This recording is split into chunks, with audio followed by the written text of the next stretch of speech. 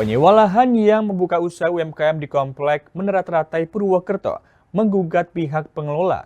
Hal itu dikarenakan adanya pelanggaran perjanjian sewa yang dilakukan. BLUD Banyumas akan dituntut ganti rugi mencapai 3 miliar rupiah.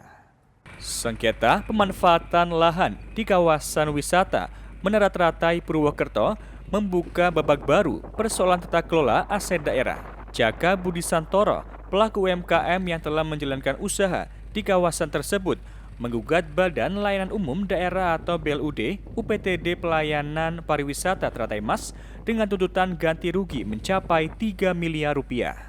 Gugatan dilayangkan usai pemerintah Banyumas menerbitkan surat penghentian sewa lahan yang mewajibkan Jaka mengosongkan lokasi, membongkar bangunan, dan mengembalikan lahan ke kondisi semula. Surat bernomor tertanggal 2 Januari 2026 itu memberikan tenggat hingga 20 Januari 2026.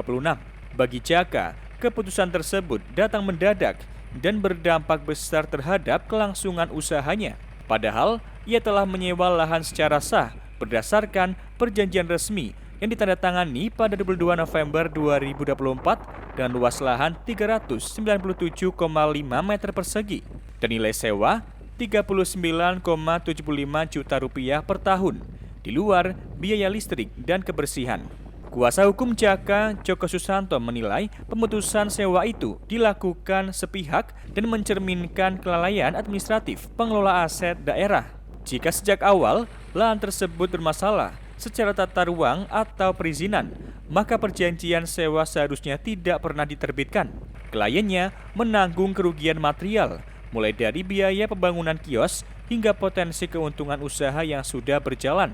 Sementara, kerugian imaterial mencakup rusaknya reputasi usaha dan tekanan psikologis akibat usaha yang telah dikenal publik harus ditutup paksa. Tuntutan terhadap mereka ganti rugi karena bangunan itu akan dibongkar dan dinyatakan bersalah. Padahal ketika dia mengadakan menempati itu, si pemohon UMKM ini yang namanya Pak Joko itu dia bangun kemudian dan sebagainya. Di sini ada perjanjian. Berarti kan karena Blut itu membuat perjanjian di atas tanah yang bermasalah, berarti kan perjanjiannya batal demi hukum. Oleh karena itu, kita akan mengajukan gugatan perbuatan melawan hukum dan menuntut ganti rugi kurang lebih 3 miliar. Dengan perincian terkait dengan material dan imaterial. Materialnya adalah selama ini dia sudah dirugikan membangun, kemudian keuntungan yang diperoleh. Nah, imaterialnya kan malu. Dia sudah buka warung, sudah buka kedai, ternyata tanah itu bermasalah.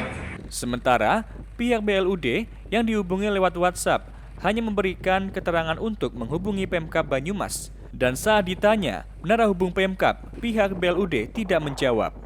Dari Banyumas, Satelit TV mewartakan.